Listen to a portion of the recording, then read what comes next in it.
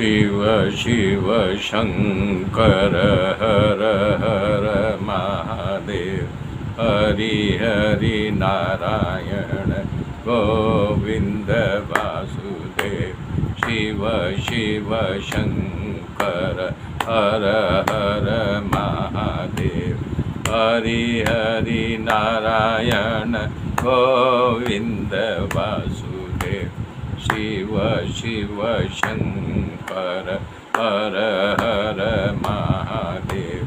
हरि हरि नारायण गोविंद वासुदेव। शिव शिव शंकर हर हर महादेव। हरि हरि नारायण गोविंद वासुदेव। मेरे मित्रों, तब दक्ष प्रजापति शंकर भगवान को न कहने वाले शब्दों को कह रहे हैं। कह रहे जैसे बंदर जैसी आँख वाला हमारी मृग जैसी बच्ची आँख वाली कन्या का विवाह इस धूर्त से कर दिया। अब मुझे पछतावा हो रहा है, मैं ऐसा क्यों किया। अरे उसके लिए मैं प्रणाम करने योग्य हूँ, इसका गुरु भी हूँ, इसको शिक्षा दिया है, कन्यादान दिया है। दक्ष कर रहे हाय हाय, जैसे कोई शूद्र को वेद पढ़ा दे उसका निष्फल प्रयोजन होता है, ऐसे मैं इसे शादी करके बहुत पछता रहा हूँ। बगल में ब्रह्मा जी बैठे, उनको भी लपेटे में ले लिए। बोले क्या बताऊँ, ये भूतों का अधिपति है, अपवित्र है, दुष्ट हृदय वाला है।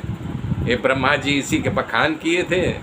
ये कहते हैं वरदायक है, अरे मंगल का धाम है। इनकी ये भोली भाली बातों में आ गया मैं, चूँकि मैं खुद भोला हूँ, अपने सुकुमारी का हाथ इसके दे दिया। अब इतने क्रोध में थे कि दूसरा कोई उनके सामने कुछ बोल नहीं पाया। वहाँ उपस्थित सभी जान गए कि शिव जी के प्रति दक्ष का पूर्वग्रह है।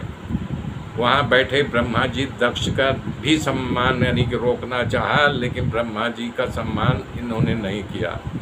परंतु संसार का नियम है कि बधी हुई लघुता कभी छूटती नहीं।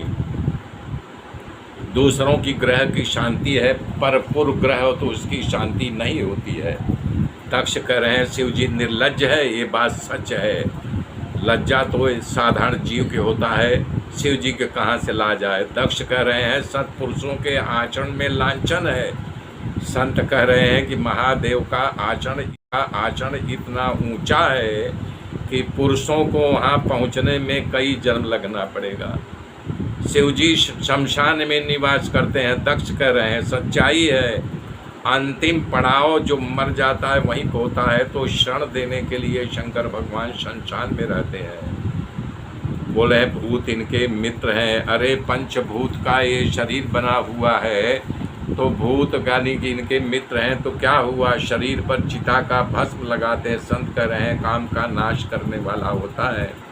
भगवान शंकर नागों का और खोपड़ियों का यानी कि माला पहनते हैं। नाग मतलब होता है काल, जो काल को अपने गले में लगाए तो उसको किसका भय है। इस प्रकार संतों ने दक्ष महाराज को ज़्यादा गुस्से में देकर भगवान शंकर को शाप दे बैठे। दक्ष बोल रहे हैं कि आज से इसे यज्ञ का कोई भाग नहीं मिलेगा, ये अधम है। वहाँ उपस्थित सभी उदास हो गए। दक्ष के श्राप देते हुए अटकाने का प्रयास किया गया, परंतु किसी की चली नहीं। श्राप दे करके दक्ष प्रजापति वहाँ से चल दिए। सभा में हाहाकार मच गया। उस समय शंकर भगवान के सेवक नंदी उठ करके दक्ष को पकड़ा और कहा दक्ष रुक, खड़े रहो, मेरी बात सुनते जाओ। दक्ष रुक गए। तब नंदी ने कहा हे लोकपालो दिक्पालो, हे दक्ष के विद्रोही जो है साथ देने वाले शंकर भगवान के विद्रोही, भगवान शंकर ने कोई द्रोह नहीं किया है, फिर भी ये दक्ष जो है द्रोह किया है। ये विषय सुख में लोलुप है, स्त्रियों के जाल में फंसा हुआ, स्त्री सुख को ही बड़ा सुख मानता है। आध्यात्म का इसको जरा अनुभव नहीं है। ये पशु जैसे हो गया है।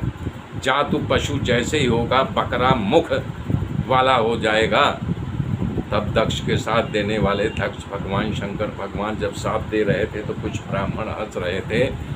तब उन ब्राह्मणों को देख करके कहना शुरू किया, अय ब्राह्मणों, जिसने दक्ष को शाप दिया था और दक्ष के साथ ही सभा छोड़कर चले गए शंकर के द्रोहियों, तुम लोग कर्म के जाल में फंसे रहोगे।